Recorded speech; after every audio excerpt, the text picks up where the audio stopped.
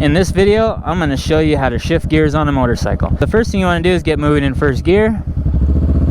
If you haven't learned how to do that already, check out the other videos. Now that I'm going in first gear, I have my clutch eased out all the way. I'm using a nice steady throttle, doing about 10 miles per hour. This is a perfect opportunity now to shift up to second. So the first thing I'm going to do is roll off my throttle, squeeze in my clutch, lift up on my shift lever. Once I hear a click, it means I'm in second gear. Now I want to ease my clutch back out and roll back on my throttle, just like we did when we were starting out in first gear getting moving. We're out on the actual road here.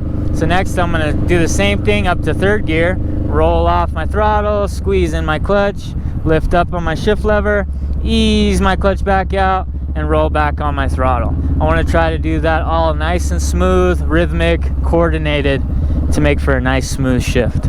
So now I'm in first, squeeze in my clutch up to second, smooths it out, generate a little bit more speed, momentum, roll off, squeeze in, lift up, ease out, roll on. So now I'm up to third gear across the railroad tracks. The sequence is rolling off the throttle, squeezing in the clutch, lifting up to shift up to my next higher gear, easing the clutch back out, and rolling back on the throttle. Now watch how smooth I can do it if I'm just doing it normally. So this is going to be from third to fourth gear. See that? It can happen in about a second, a half a second. That's all the time it takes to shift gears. So try to work slowly through that when you're first getting started, that thought process, and then as you get the hang of it, you'll be able to speed it up. Nice big head turn. So now I'm in first gear to make that U-turn there. I can listen to my bike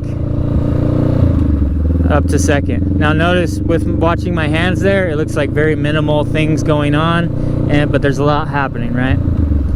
So you can kind of notice my right hand, that roll forward, rolling off the gas. My left hand squeezing in the clutch. My left foot lifting up. And then all my hands coordinating to ease back out, roll back on. So it's kind of like this motion happening with my hands, right?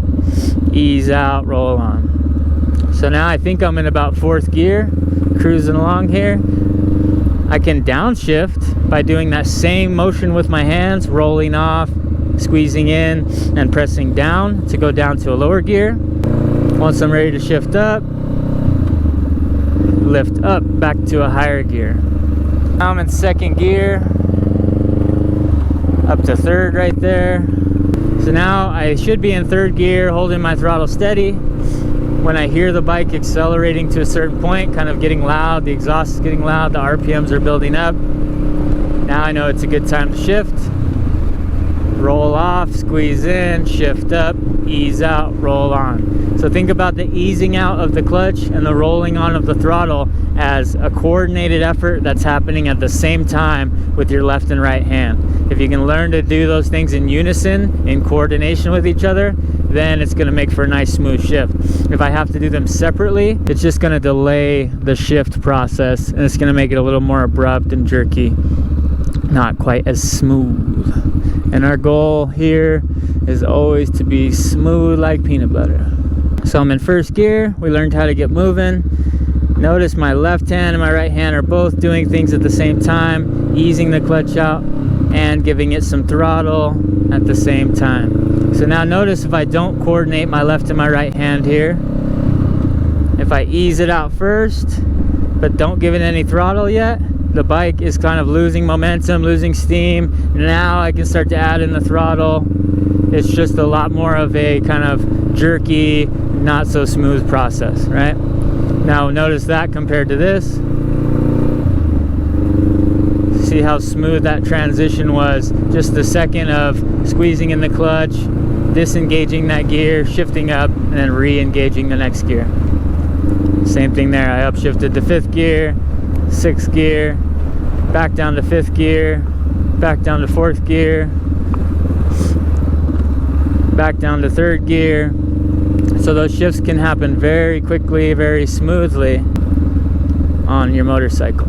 So now that you've learned how to shift gears on your motorcycle, you're ready to head out on a grand adventure and nothing can stop you, right? Well, we have one more problem before we can get out on the road and have the confidence to cruise without any worries. So make sure you watch this video next.